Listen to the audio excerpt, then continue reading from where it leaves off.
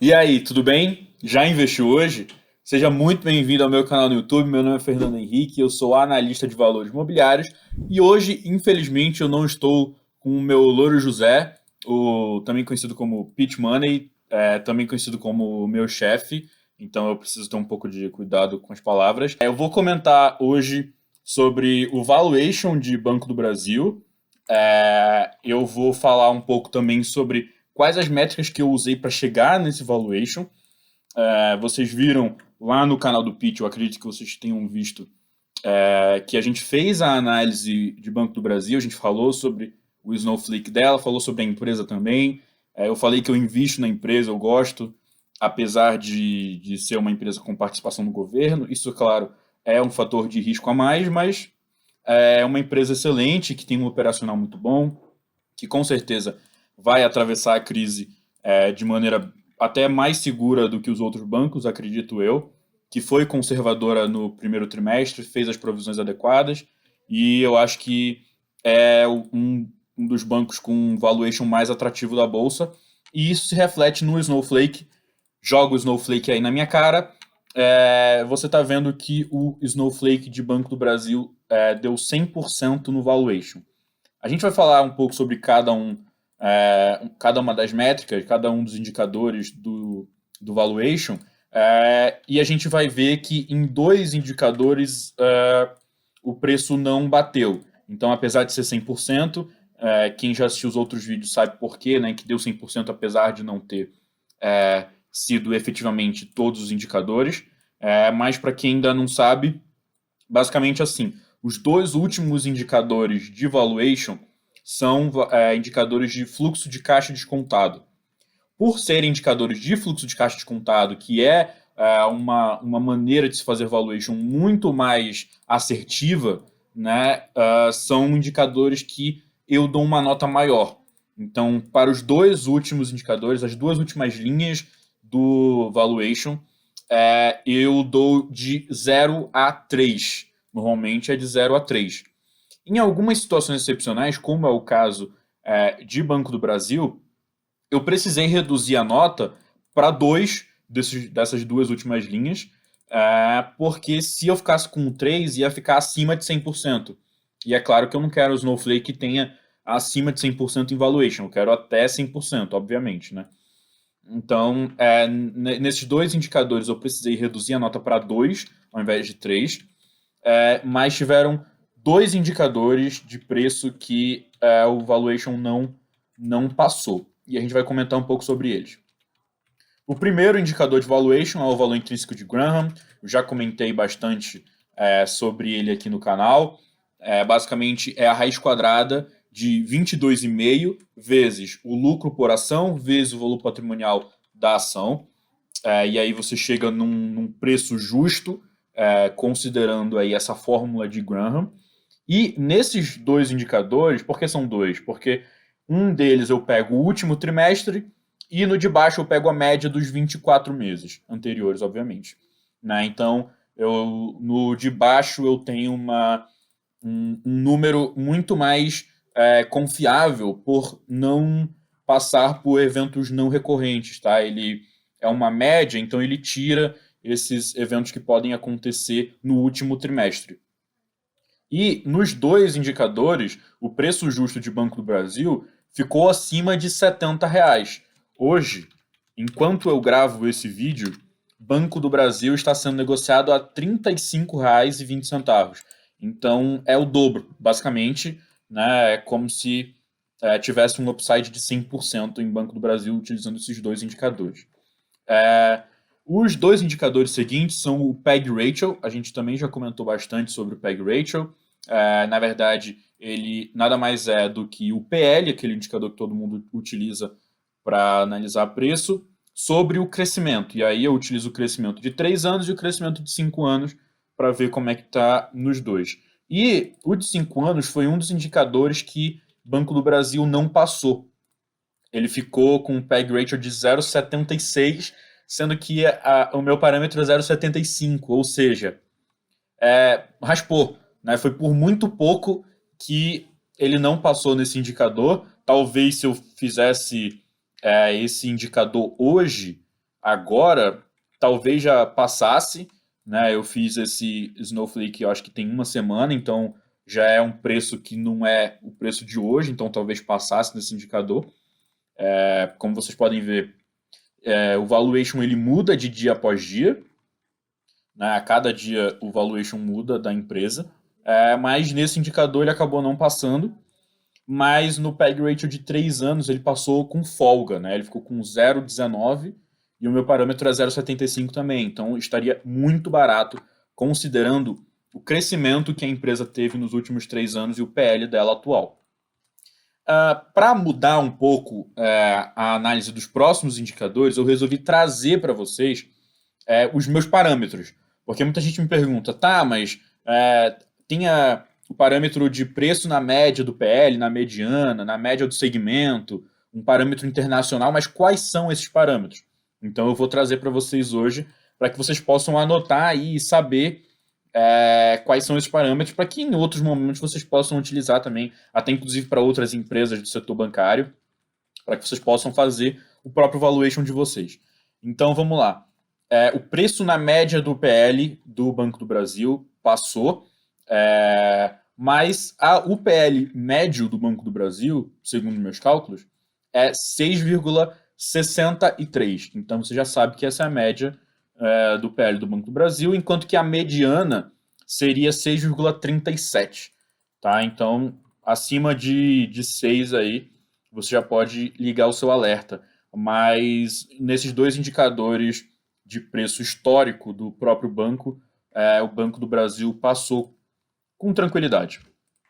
A média do segmento de bancos aqui no Brasil teve um PL aí de 7,08, então já é algo mais próximo a 7, é um pouco acima, e isso faz sentido, né, porque Banco do Brasil é uma estatal, então ele negocia sempre com um desconto em relação a seus pares. Por quê?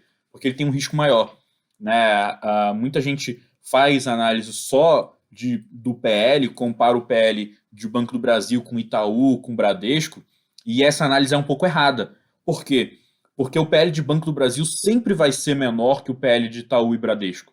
Porque, afinal, ele é uma estatal. E, por ser estatal, ele tem um risco maior envolvido, que é, obviamente, o risco de governança, de você ter uma interferência política, né, envolvendo aí o banco. Que, no caso de Itaú e Bradesco, você não tem esse risco. Então, ele sempre vai sendo negociado abaixo do segmento. Então, você vê que o PL do segmento médio fica por volta de 7 e o PL médio do próprio banco fica por volta de 6,3. Então você já percebe esse desconto aí envolvido. Para os demais indicadores, eu faço uma comparação internacional. E para fazer comparação internacional, eu pego diversos países aleatórios, né? Eu vou pegando bancos grandes de países diferentes. Nesse caso, eu peguei bancos da Rússia, China, Austrália, Estados Unidos. Obviamente eu peguei a maioria dos Estados Unidos. Eu sempre pego mais empresas dos Estados Unidos, porque afinal é a maior bolsa de valores do mundo. E eu chego nesse parâmetro internacional. E o parâmetro internacional para bancos no PL é 9,83. Então você vê que é diferente da média do segmento nacional, é maior. Então isso significa que os bancos lá fora, eles costumeiramente são negociados com um PL acima do que o PL aqui no Brasil. E a gente vai para os outros indicadores, porque afinal não é só de PL que se vive o homem. A gente pode analisar o preço sobre valor patrimonial, que eu utilizei como parâmetro internacional 1,05. Então você vê que os bancos, internacionalmente falando, são negociados muito próximo do valor patrimonial. Isso é uma análise interessante também que vocês podem fazer, porque Banco do Brasil, por muitas vezes, é negociado abaixo do seu próprio valor patrimonial. Isso pode indicar, sim, um desconto. Né? Pode indicar que o banco está barato, segundo esse parâmetro. Nos demais parâmetros, se utiliza o Enterprise Value, que para quem não sabe, o Enterprise Value, o EV, ele também é chamado de valor da firma, em português. E esse valor da firma, ele significa o valor de mercado, que é o preço das ações vezes a quantidade das ações, mais a dívida líquida, que é a dívida bruta mais o caixa. Só que Para bancos, esse indicador fica um pouco prejudicado. Então, esses dois próximos indicadores, que é o EV sobre receita e o EV sobre EBITDA, você tem que ter um cuidado maior quando você for analisar isso para banco, porque banco não tem dívida propriamente dito. Banco, ele tem o passivo, né, que é uma obrigação dele pagar, entre aspas, o dinheiro que as pessoas depositam nele. Então, dentro dos ativos está o dinheiro que as pessoas depositam, só que, obviamente, em algum momento as pessoas vão retirar esse dinheiro, então isso entra no passivo do banco. Mas dívida, propriamente dito, o banco não tem, não é como as outras empresas. Então, o Enterprise Value fica um indicador um pouco errado, um pouco incoerente até para bancos. Mas, obviamente, a gente analisa, porque no Snowflake a gente analisa de tudo um pouco. E o EV sobre receita internacional ficou aí com um parâmetro de 5,28 e o EV sobre EBITDA internacional ficou com um parâmetro de 4,21. Então vocês já sabem, quando vocês forem analisar bancos, vocês vão pegar esses indicadores que eu acabei de dar para vocês e aí vocês vão comparar com o PL atual, o preço sobre valor patrimonial atual, o EV sobre receita, o EV sobre EBITDA, que aí você analisa se o banco está barato ou não em relação aos seus pares internacionais e aos seus pares, obviamente, do próprio segmento aqui no Brasil. Agora vamos falar sobre o preço justo no método de crescimento do ROI.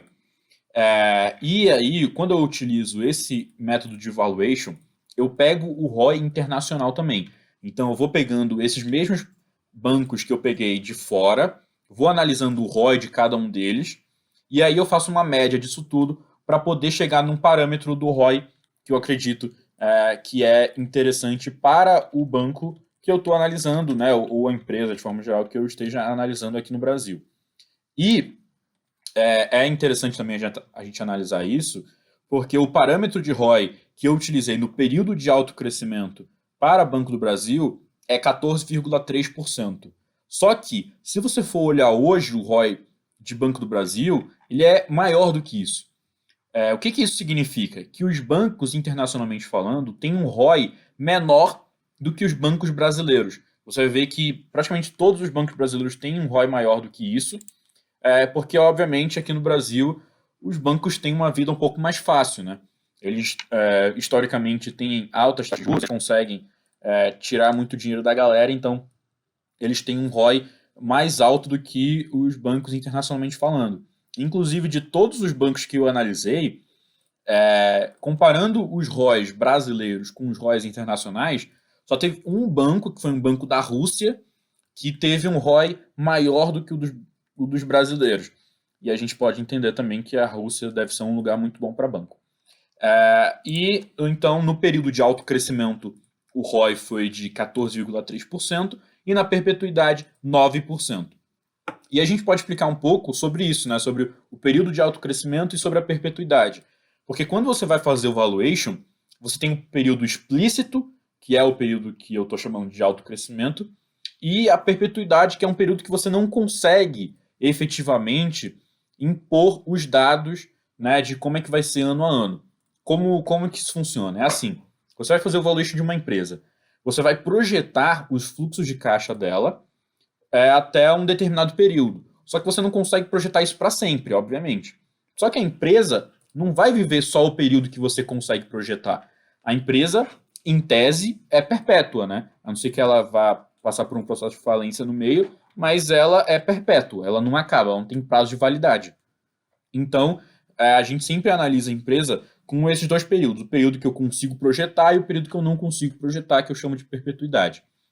Então, é claro que no período de perpetuidade, por ser alguma coisa eterna, a gente sempre joga os números lá para baixo. Então, se eu estou analisando o crescimento do lucro líquido, eu jogo o crescimento lá para baixo. Se eu estou analisando o ROI, eu jogo o ROI lá para baixo, porque, obviamente, é para sempre. Então, muita coisa pode acontecer nesse prazo para sempre, né? E no prazo em que eu estou analisando, que é o período de alto crescimento, é o período que eu consigo projetar ano a ano. E aí eu jogo o ROI também um pouco mais para baixo nesse caso, por quê? Porque o parâmetro internacional de bancos é ter um ROI menor do que o ROI brasileiro. Então, se a gente imaginar que o ROI dos bancos brasileiros tende ao ROI internacional, isso significa que o ROI vai cair ano a ano.